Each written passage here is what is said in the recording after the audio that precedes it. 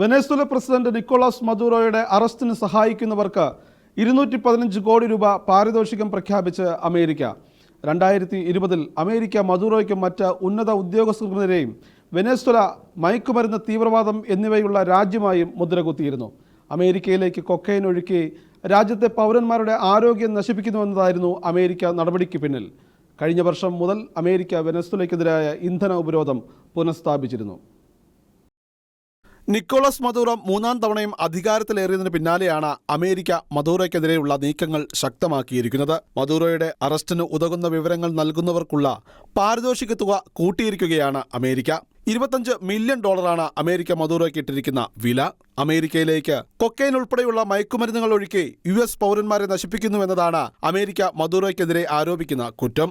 മദുറോയെ കൂടാതെ ഡിയസ്ഡാഡോ കാബെല്ലോ, ആഭ്യന്തരമന്ത്രി വ്ളാഡിമിർ പട്രിനോ എന്നിവരുടെ അറസ്റ്റിലേക്ക് നയിക്കുന്ന വിവരങ്ങൾക്കും അമേരിക്ക പ്രതിഫലം പ്രഖ്യാപിച്ചിട്ടുണ്ട്.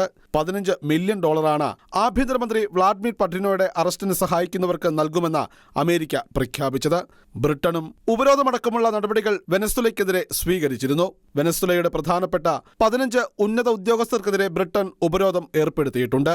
ജഡ്ജിമാർ, സൈനിക ഉദ്യോഗസ്ഥർ, സുരക്ഷാ ഉദ്യോഗസ്ഥർ എന്നിവർക്കെതിരെയാണ് ബ്രിട്ടന്റെ ഉപരോധമുണ്ടായിരിക്കുന്നത്. ജനാധിപത്യത്തിന് തുരങ്കം വച്ചതിന്റെ പേരിലും മനുഷ്യാവകാശ ലംഘനങ്ങളുടെ പേരിലുമാണ് ഉപരോധമെന്നാണ് ബ്രിട്ടൻ വിശദമാക്കുന്നത്. തട്ടിപ്പുകളിലൂടെയാണ് മദുറോ മൂന്നാം തവണയും അധികാരത്തിലെത്തിയതെന്നാണ് വിദേശകാര്യ സെക്രട്ടറി ഡേവിഡ് ലാമി ആരോപിക്കുന്നത്. വെള്ളിയാഴ്ച മദുറോ വീണ്ടും അധികാരത്തിലേറിയതിന് പിന്നാലെയാണ് അമേരിക്ക പ്രതിഫലം വർദ്ധിപ്പിച്ച് രംഗത്ത് വന്നിരിക്കുന്നത്. കഴിഞ്ഞ വർഷം ജൂലൈയിൽ നടന്ന തിരഞ്ഞെടുപ്പ് അന്താരാഷ്ട്ര സമൂഹം തള്ളിയിരുന്നു. വെനസ്വേലയുടെ അയൽരാജ്യമായ ബ്രസീൽ, കൊളംബിയ അടക്കമുള്ള രാജ്യങ്ങൾ ഈ തിരഞ്ഞെടുപ്പ് തള്ളിയിരുന്നു. നിലവിൽ ഇറാൻ, ചൈന, റഷ്യ എന്നീ രാജ്യങ്ങളുമായി വെനസ്വേല ബന്ധം സ്ഥാപിച്ചിട്ടുണ്ട്. മദുറോയുടെ സ്ഥാനാരോഹണ ചടങ്ങിൽ പങ്കെടുത്ത വിദേശ നേതാക്കൾ ക്യൂബയുടെയും നിക്കാരാഗ്വയിലെയും പ്രസിഡന്റുമാർ മാത്രമായിരുന്നു.